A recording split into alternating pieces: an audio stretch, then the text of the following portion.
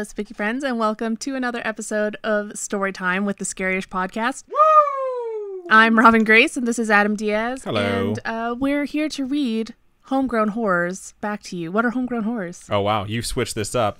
Homegrown Horrors are the wonderful stories that our listeners, viewers, and supporters alike send to us. And they're usually ghost stories or some sort of spiritual activity, paranormal thing, UFO, sometimes true crime. Sometimes they're confessions that you guys thought something creepy was happening, and it turns out it was your imagination, and they're just coincidences. And most of the time, those are absolutely hilarious. But regardless of what kind of homegrown horror you send us, if you would like us to share it, we will read it. So that is what a homegrown horror is. Robin, where can they send us one if they want to? So you can go to scariest.com. That's our website. We have an entire kind of, what is it called? Like an entry page where you can go to our About Us section or Contact Us section. I don't know what I'm saying. I did better with your part than you're doing with mine.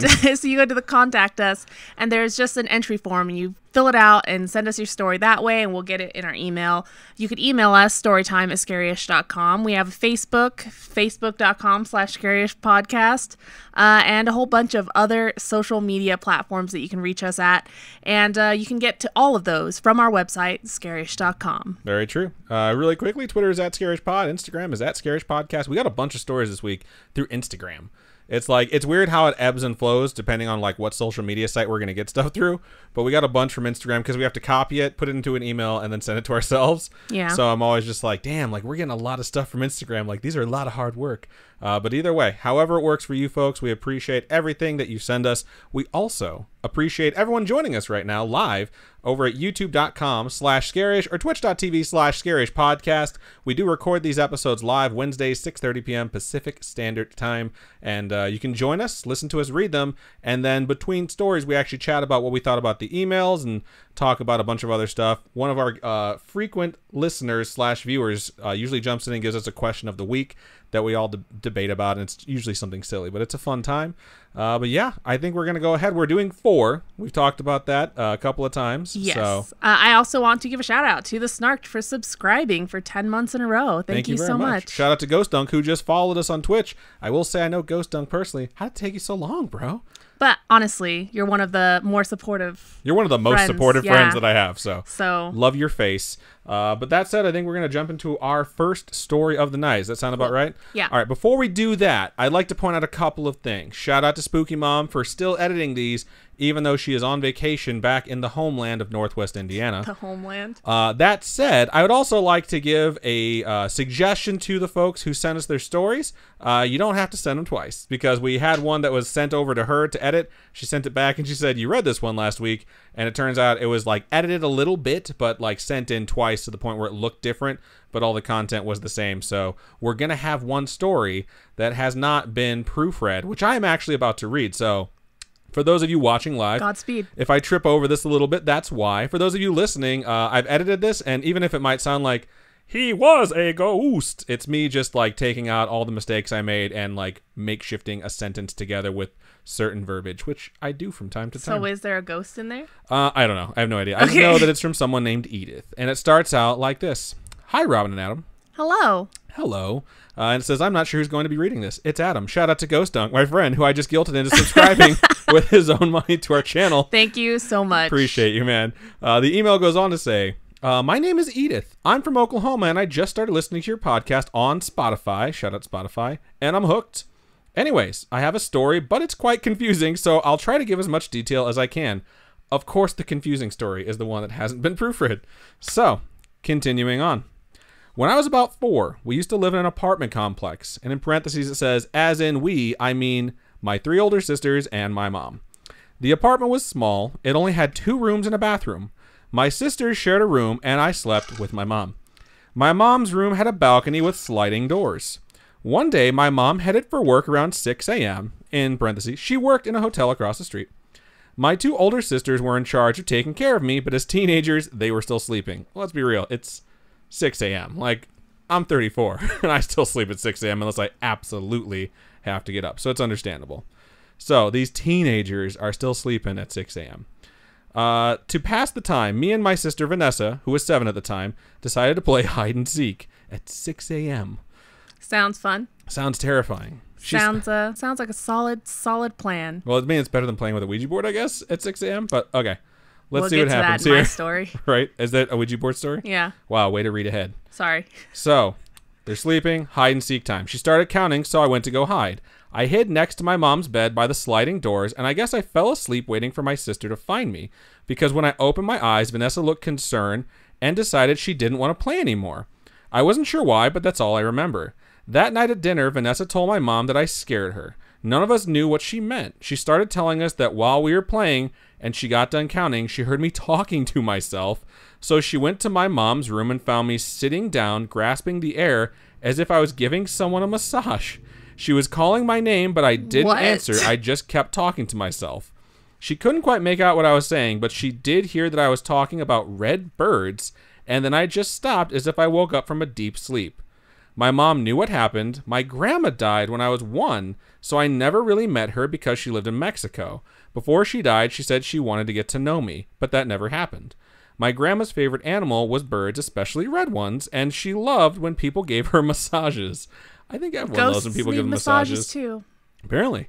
My mom still thinks to this day that it was my grandma who I was talking to because after that day I kept talking about a lady in a pink dress saying she was my friend, and guess what? My grandma was buried in a pale pink dress. That's creepy. That's creepy. I mean, it's sweet. It's but sweet, but the fact that she's wearing the dress she was buried in, that's a detail that's a little bit terrifying. Guys, bury me in something sweet, so... You want to be buried in satin? And lay me down in a bed of roses, please. So that's pretty much it. I don't really remember a lot, but I do remember that when we lived in the apartment, weird stuff always happened. Maybe I'll tell another story someday. What do you guys think? Could it really have been my grandma trying to get in contact with me? Thank you guys so much, and don't stop what you're doing. You guys are amazing. Sincerely, Edith. I mean, seriously, it could be, just your grandma wanted to reach out, get to know you a little bit. Here's the thing about that. Like, we've gotten a lot of emails like this where it's someone that has an experience that's really closely tied to some details that makes them feel like it's a family member they either didn't know or like really loved that's like coming back to like say hi to them. What's weird about this one, shout out to Tianlong4028 who just donated $30.31. Thank you so much. And now I know who you are because you said dim sum was delicious. Damn you. We paid for that because you guys won Marbles on Stream. Gosh darn it. Well, we're up to 100, so we've met our goal for July, so thank you so much to everyone who donated, and especially to Tuan Lung. It's funny because I know what your real name is, and it's like, okay, way to make it difficult for me, but still appreciated. But like I was saying, the thing that's unique about this story is the fact that, like, she fell asleep or zoned out while all this stuff was happening. You know what I mean? Yeah. Because, like, everything else usually people were conscious for and directly remember. The fact that it's like, I just like zoned out or fell asleep and woke up and all this creepy stuff happened where I was like talking to a ghost. Do you think the counting down had something to do with it? Because you're counting down playing hide and seek, and maybe it's like a meditation type thing. I don't know. Or a trance type thing. You're definitely adding a narrative there. That's super creepy. The only way to test this is to have some kids make them play hide and seek and see if we can channel some ghosts. So that's about it. I mean, we tried to test the EVP thing and that totally failed, so I had to add in some jokes. So, were they funny? Yeah, this is funny because like this is evidence that Robin does not listen to our own show, like literally ever. Like I sometimes like edit stuff so she says funny stuff, and like she has no idea that I've done it. Rude. And I'll tell her later, like, oh, I did this. I can't think of a good example right now, but yeah, I've made some edits before where it's like I do it to make you sound better. I don't do it to make you sound worse. If I'm doing it to make you sound worse, I put it up on Patreon as an exclusive, and I definitely let you know that that's happening. But thank you so much, Edith, for sending your email. We sincerely appreciate it. This next email is from Drea. Shout out to Meadows89 who just subscribed for the 10th month much. with Jeff Bezos' money. Thank you. We appreciate you letting everyone know who watches or is intending to watch. If you have an Amazon Prime account, you can link that to a Twitch account for free, and you will get 5 free dollar dues to give to any channel once a month that you wish, and it comes out of Amazon's pocket. Yes. And we'd love it if you had that be us. And if you don't have Amazon Prime, you can go to the link at the bottom of our website, scarish.com, and that will give you 30 free days of Amazon Prime that you can kind of test out Amazon Prime, Twitch Prime. Go and watch the new Pennyworth TV show on Amazon. It's not an ad. I just really like it. Go watch The Boys, because I'm in the middle of watching The Boys on Amazon, and I am thoroughly it's intense as shit. Like, I thought it was going to be like satire style, like superhero show. Yeah. But it's really just like super dark superhero show where it's like, this is how people would be if they actually had these powers. Like, like if people were disgusting. So it's something to keep in mind. Pennyworth is just, it's about Alfred from the Batman series. So you meet Thomas Wayne and stuff like that. So if you're a big DC fan, I mean, it's pretty neat. I enjoy it. Go watch it. Right anyway, okay. So back to the story. So this next email is from Andrea, and it begins, "Hi, spooky friends." Hello. Hello. All spooky friends need to yell right now, if you're listening to this, out loud, just hello. Hello. Just look like a crazy person wherever you are. OMG, I wanted to submit my scary stories, and I did so on my phone after I'd had a few on your website, and I'm terrified how bad it must have sounded. Between the limited viewing space, terrible keyboard, and cheap peach-flavored vodka, I can imagine that what kind of travesty it ended up being. So, here's a better version, including all the good details and a bonus. Literally the scariest experience I ever had. Feel free to share on the podcast, especially the scariest story. I think it's pretty awesome. Cool. Right on. So maybe this is going to sound familiar. We're going to see. We're going to find out together. So first, the reason we moved when I was 5. I know the real reason was that we lived in a tiny 2-bedroom and my mom was pregnant with my little brother. She wanted a bigger house so she could have more kids. The other real reason was a story my mom told me later. Her and a friend had played with a Ouija board. That's right. Bad idea. Worse, of course, was that they had no idea how to do so safely. For one thing, her friend, who was the ringleader, didn't just ask who was present or if anyone would talk to them, but she invited all spirits in. Yeah, this chick was stupid. It's a dick move right there. So, my mom told me the things that happened. First, the very end of her bed started smelling like cat pee. I feel like I remember this happening. I remember this. So we did read this, but we're gonna skip. Well, I may as well just read it. Power through it. Yeah, I'll just power through it. We'll see what's different with these details. Another reminder, please submit your stories once. Yes. Sam got blamed. So the poor Siamese cat, Sam, got blamed for the cat pee. He got kicked out of the bedroom permanently, but no matter how much she cleaned, the smell started climbing up her bed. First just her foot, then more and more of her bed stunk like nasty cat pee. Then she started waking up to a man with a big knife standing over her bed. When she freaked and woke up my dad, he'd be gone. She told me all this after our old house got bulldozed because she was happy it was gone forever. That fact was definitely not in the original one. Yeah, it was not. She also told me the story I'm pretty sure I butchered in my previous email, we'll find out, about horse riding across uninhabited land to get from home to town. It's the same small town I grew up in, Silverton, Oregon, and it's near Silver Falls State Park, which you mentioned in the staircases in the forest episode. Oh, so cool. That was the episode we also did the Black-Eyed Children. Yes. So that was the episode. Yeah, that was the kind of creepypasta-ish one, right? That was the one we let the listeners pick. And as we were doing the research, we're like, both of these sound extremely fake. That's funny. And then we delivered the episode, and everyone's like, this is terrifying. And we're like, whatever. So that's where they filmed the movie Darkness Falls. I remember so that many movie. cool facts. I love Darkness Falls. I haven't seen it since I was like 16, but I really enjoyed it. I've been all over that park, and there are definitely some creepy places. We had Girl Scout day camp and weekend camp out there. It's both wonderful and sometimes very creepy, and I miss it anyway. The house she passed was out in the middle of nowhere, old and long abandoned. It had broken windows and no floor on the upstairs. Her horse refused to go near it, and once, when she was running late, getting dark, she saw a floating green light in the upstairs windows. Her horse almost threw her, refusing to go near it. She could tell that story and really creep you out. I told you about David, the ghost that I felt haunted the new house we moved to. The house was super old, supposedly built by an old sea captain when he retired.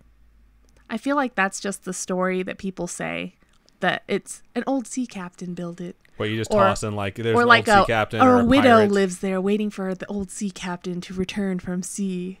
It's like they're adding in a little bit of narrative, like you did earlier with the counting being like what knocked out a 4-year-old. I just love that kind of stuff. I like that scene in 50 Shades where he tells that fake story of the widow in the window, or the widow that built that house. You're like barking up the wrong tree if Yeah, you're looking okay. for someone that remembers anything about 50 Shades. Anyway, I knew his. I remember that he wears pants during sex, and I'm like, wow, this is the most boring missionary position sex I've ever seen in a movie that's supposed to be about kinky sex. So yeah, I don't remember this widow story whatsoever. All right. Anyway, I knew his granddaughter, who was like an extra grandmother to me. David never scared me, just pulled stupid little pranks. I always wondered who he might have actually been and why I was so sure his name was David. Then the cat ghosts. I think cat ghosts would be kind of cool. A little cute, except for if they start knocking glasses over. I mean, they'd be... Anything that has 4 paws that's like walking around that you can't see, But I don't think imagine would be if cute. you're baking and you have flour all over your counter and then you got little cat paws. Just They look boop, like boop, demon boop. paws.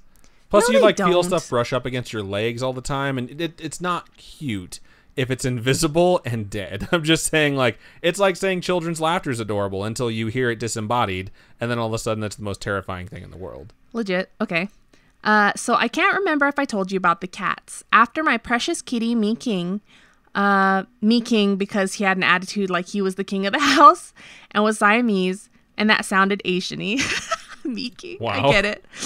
So after he died, I saw a shadow on a cloudy day, and it's hard to cast a shadow.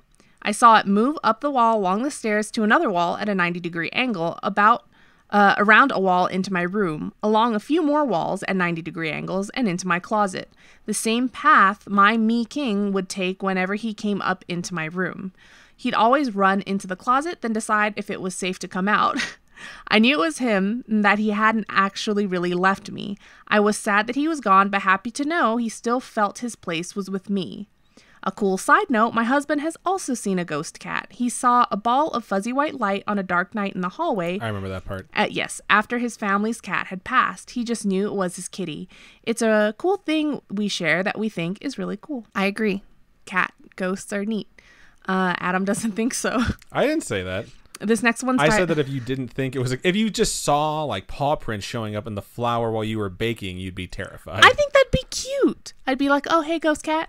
As soon as that happens, I will go Facebook Live, and you guys will see that she is lying through her teeth. Whatever. She would be absolutely terrified. So this next one is titled Weird Dreams.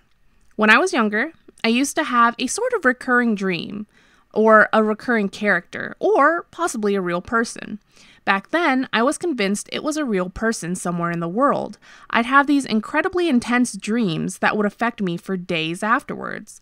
I always dream in full color in epic stories. Sometimes, back then, I would meet someone in my dream, always someone with a different face, someone unique to my dream, but always I would recognize them. I called him Dreamer. Dumb, but I was young. I was going to say, solid nickname. Side note, who dreams in black and white? They said that they dream in full color. It's like, I think that's a weird detail to include because I don't think I've ever had a dream in black and white. I I'd be don't like, dream in black ooh, and it's white. noir night in my brain. Shout out to Viper Rapid. Viper Rapid for following us. LT We appreciate you. I told you have to read most of these because Okay. I just can't do it. It would be neat to have a noir dream where it's like 1920s, 1930s, kind of super cool. Just I'm curious to see if anyone dreams in black and white. If you dream in black and white, you need to send us a story and let us know. It doesn't even have to be scary. Just tell us, like, yeah, I straight up dream in black and white. well, if you're colorblind, do you see in black and white? Like, No. do you? I'm fairly okay. certain it depends on like what kind of colorblind you are. Do you think there's someone out there that dreams in black and white because they have that particular type of colorblindness? I don't know. Probably. It- You're just tossing out a lot of stuff right now, Yeah. so it's hard for me to speculate on it. Okay, anyway. Okay. Back then, I kind of thought maybe he was my true love / soulmate. I was a romantic. I did get my true love, but he wasn't Dreamer. I would have these dreams sometimes a few times a month, sometimes not for months. After, I would be obsessed with them, consumed by the emotions that would take days to fade. I think of it like a recurring dream, but the dreams were always different. Just Dreamer was somehow always the same person with a new face to match whatever the dream I was having. Eventually, I stopped dreaming of him. Still, it stuck with me, a weird thing I could never explain. I never heard of anyone else experiencing anything quite like it. Okay, so on to the next thing that's the scariest thing that has ever happened to her. One night, when I was about 17 or so, I was asleep in bed. My bed was along the wall that ran the length of our one-story house. There was a large window just to the right of my bed. I had a large headboard that my mom had given me but had never actually attached to my bed frame. It just leaned against the wall in place. That sounds so inconvenient. If you just knocked it, then it would just, I feel like, make the biggest noise. You know, if it's just leaning there and you accidentally hit it or something, and it's just this big headboard making sounds. Yeah, if you accidentally hit it, that's where your head went. Yeah, that's you're what lying through your teeth right now. Shut the fuck. Can you imagine the noise that would make when you're banging? Stop! Is what's actually being said right now. Let's be real about it, okay? Anyway, the wall... Shit. The wall ran along the garage, then my room, then a bathroom, then my parents' bathroom and bedroom before ending. The window was a large sliding window from about waist high to the ceiling. There was a fence, but there was also a gate near my room with no lock. Anyone could get in the yard there. Sounds not safe. Right, I was going to say. This night, something woke me up. I heard it. Tap, tap, tap, tap, tap. There's 5 of them. It sounds like it's Chubbs, the golf pro, letting you know how you're supposed to putt. Little tap, tap, tap. So I heard it tapping rapidly at my window. There was a brief pause, then the tapping would continue. It scared the shit out of me. I didn't want to look out behind those curtains knowing it would be pitch black. I didn't want to see something out there. Tap, tap, tap, tap, tap, tap, tap. Pause. Tap, tap, tap, tap, tap. Oh my God. I had never been so scared in my life. We had my cat and about 3, I think at the time, bulldogs, but none were in my room. 3 bulldogs. Good Lord. Bulldogs are cute. English bulldogs. I don't know. I think That's her. That was her pantomime for those watching, and the sound effect for those listening for English bulldog. Or no, is it French? No, French bulldogs are smaller. The English bulldogs are the bigger ones that walk like that. I'll trust you. All right. I think so anyway. I don't know. I'm not a veterinarian. Just a dog enthusiast. But none were in my room, so I didn't even have that to tell me anything.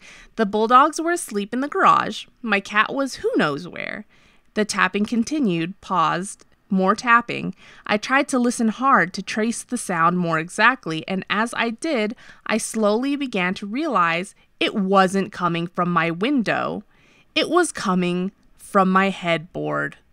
What the French toast? That's in your room.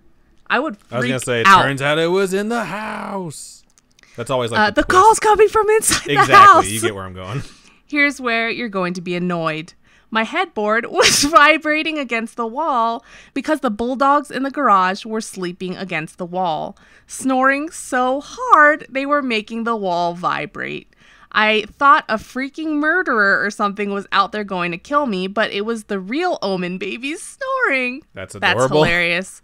I told you something would make that headboard make sounds. Yeah. I called it. And that was the scariest thing I've ever experienced until it was probably the most annoyed I'd ever been. That's funny. I put something to pad the headboard so it wouldn't happen again and went back to bed. I loved those stupid bulldogs. We raised them my whole life. I can legit say I was raised by bulldogs instead of wolves because one taught me to walk. That's cute. That's super duper cute.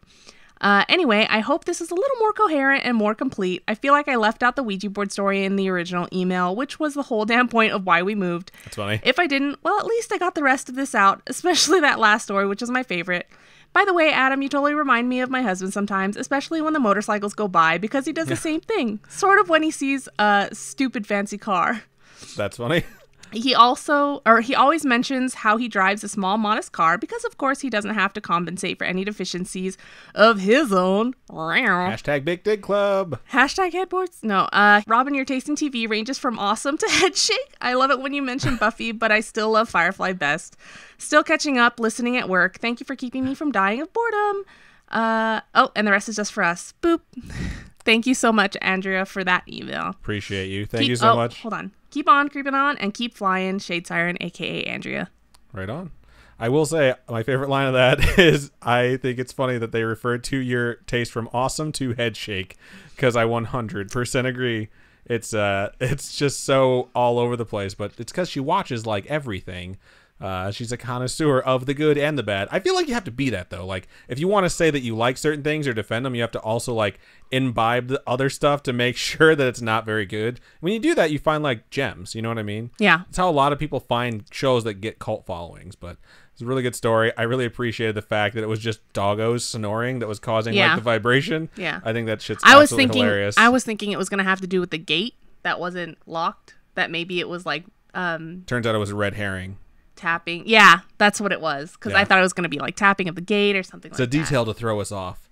But that was really good. Thank you for sending that in. Yeah, thank you guys so much. So I'm going to move on into my second and final email of the show. This one is from Crystal, and the subject is noisy nocturnal spirits with a question mark. I don't know if the question mark needed to be there, but I guess they're not sure. So it starts out like this. Well, they don't know exactly what they are. They're wondering, are they I just said. Noisy nocturnal spirits? I know. We totally agree on this. I'm glad.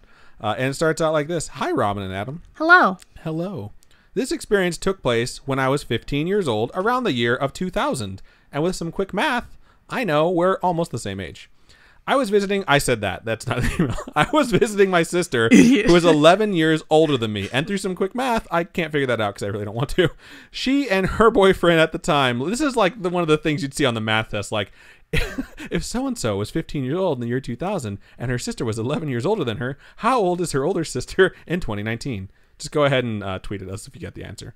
She and her boyfriend at the time lived in a 2-bedroom apartment outside of Boston, Massachusetts. As part of my visit, we decided to go camping with two of the boyfriend's cousins who had driven up from New York. Usually, when I would visit my sister, I'd stay in their guest room, but this time I slept on the couch in the living room so that the two cousins could have the guest room. I generally find sleeping in new places a little scary, but wasn't too concerned because I had visited them a few times before without incident, which I think totally makes sense. Around midnight, everyone went to bed and I turned off the TV and settled in on the couch. To give you an idea of the layout of the apartment, it is on the second floor of a 2-unit building. When you enter the apartment through the front door at street level, you must first head up a long flight of stairs, which brings you to a second floor landing. From here, there is a second door that leads you to the actual rooms of the apartment. Once you enter through that door, the master bedroom is directly on the left, and then down the hallway to your right is the guest room. Past the guest room, the hallway opens up to the living room. If you keep walking through the living room, you end up in the kitchen, which is a considerable size. The kitchen has a pantry and a door down to the basement, because of course there is a basement. Around 2 in the morning, SpaghettiOs, I awoke to what sounded like cabinets opening and closing in the kitchen, in parentheses, the room next to the living room where I was sleeping, and also what sounded like the moving or dragging of boxes down the hallway connected to the living room. That's creepy. In order to keep myself calm about the situation, I told myself that it was either upstairs or downstairs neighbors engaging in some late night reorganizing/moving. That's a pretty solid rationalization for a sleepy brain, but it's like if you hadn't heard them doing it, it's like who would set their alarm like, oh, it's 2 a.m., let's start the packing. But still, if you're scared and you're trying to figure out what it is, that's pretty solid to get yourself back to sleep. I had met the downstairs neighbors, and sure, that seemed perfectly normal, right? The sounds went on for quite some time. I can't remember if I opened my eyes to look or not. If I did open them, I didn't see anything or anyone. I covered my head with my pillow and willed myself to sleep, hoping for dawn. I do that sometimes. I believe it. If I'm annoyed and I just really want to go to sleep, I will force myself back to sleep. I don't get creeped out often, but when I do get creeped out, I wake up Robin because I'm like, I always say, like, go Facebook Live or try and, like, get someone. I'm always like, hey, like, I'm kind of creeped out right now. She's like, that sucks. And she just goes right back to sleep. I'm like, cool, I am on my own. Sleep like a rock. I'm not at all a light sleeper. I sleep through everything. Here's what I do. When that happens to me and she goes back to sleep, I'm like, there is a chance that whatever is here, which is probably nothing, is here for her. What? So since she went back to sleep, take her away, Satan. I'm like, whatever. She decided she doesn't want to empathize with my fear, so I'm just going to let this happen.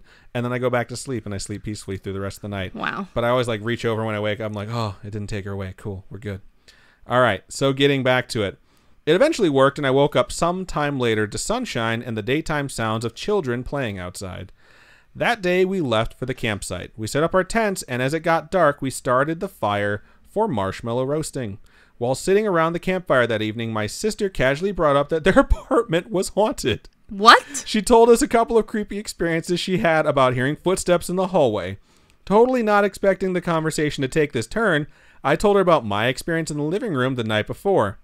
She confirmed they did not have upstairs neighbors, and her downstairs neighbors, who were good friends of hers, go to bed very early. Needless to say, I was grateful I got to sleep in the guest room the next time I spent the night at her place, and until they moved out, I always made sure to close the guest room door and sleep with my Discman on. Love the podcast. Keep up the good work. I like that you said this story was in 2000 and you tossed out the Discman. Yeah. Just to prove it. That is some solid shit. I'd be super pissed at my sister if I was like, I slept in the room you're saying is haunted and you never brought it up to me. Like, why wouldn't you do that? Oh, man, but if she had told her that the apartment was haunted, do you think she'd actually have stayed there? Or would she have cramped her style and been like, I'm sleeping in your bed? Well, here's the thing. It would have given her the option to decide versus you decide for someone else, like, if they're going to sleep in this room that has weird shit happen in it. Yeah. You know what I mean? Because maybe there's someone living in the crawl space that pops out and checks to see if there's anybody to murder on the couch. And then they are tonight. wishing it's just ghosts. I'm just saying, like, you could have decided, like, you know what? I'm straight up going to go stay at a Motel 6. Or I'm crashing on the floor in your room and I'm taking the couch cushions with me because, you know, you actually get to make the decision then. So pretty good stuff. Thank you for sending that in. We appreciate the story. So this next email begins. This last email begins. Hi, Robin and Adam. Hello. Hello.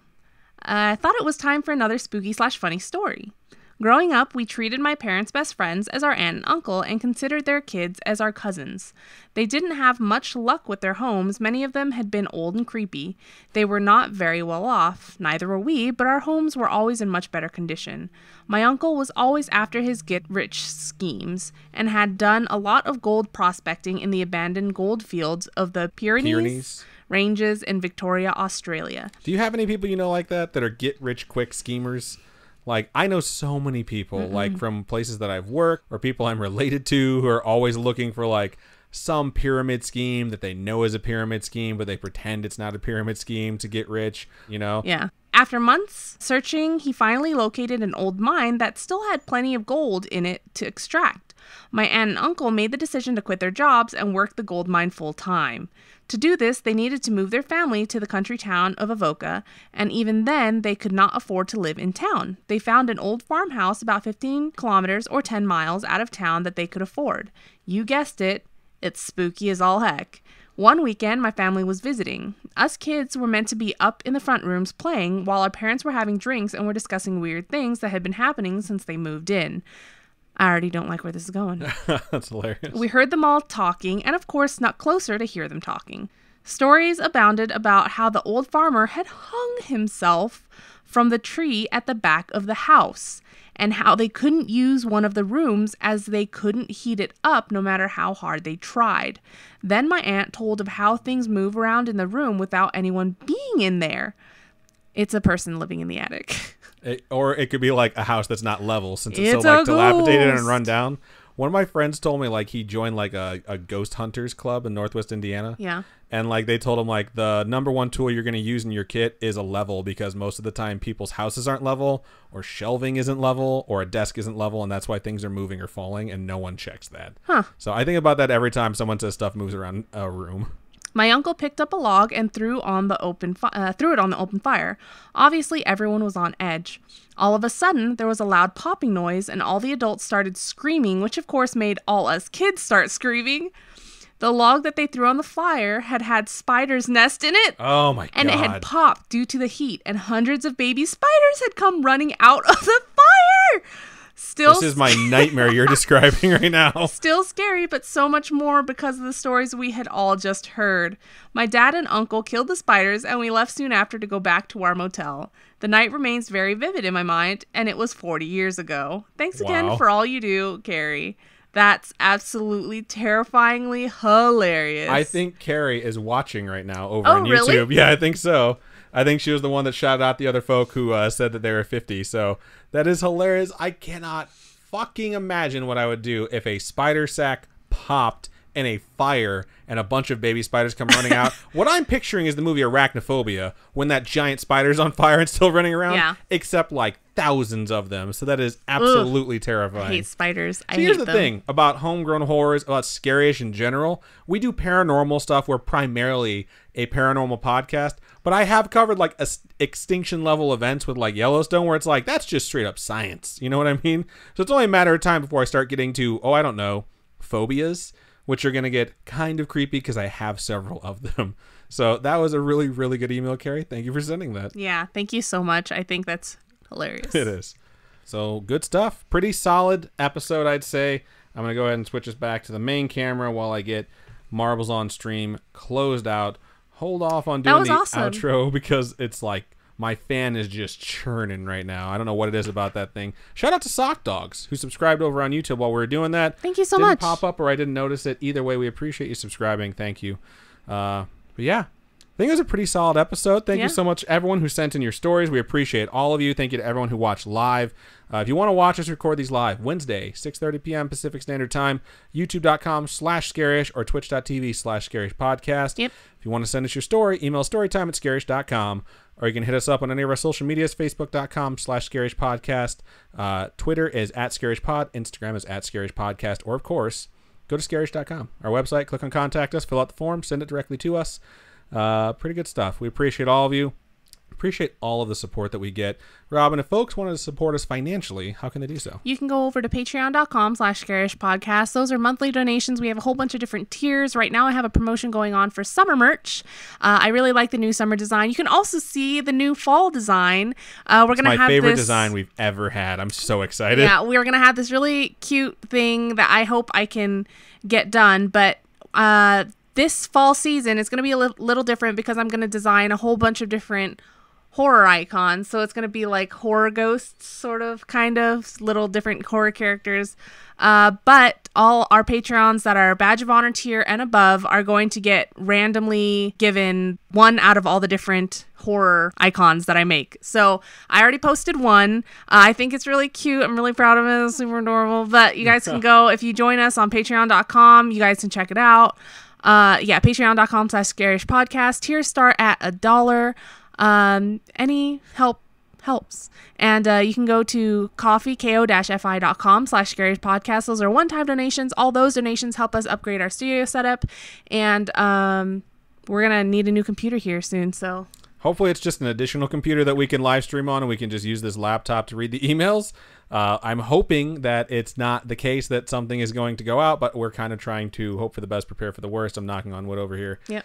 Shout out to Vivian over in YouTube chat who says, I live for these live streams. Thank you so and much. Kat Beatrix, who also did the little up carrot that says like, yeah, this, same. So we appreciate every single one of you folks. Thank you guys so much. Support us. We really do. So Robin, why don't you go ahead and sign us out? Keep on creeping on, and we'll talk to you guys later.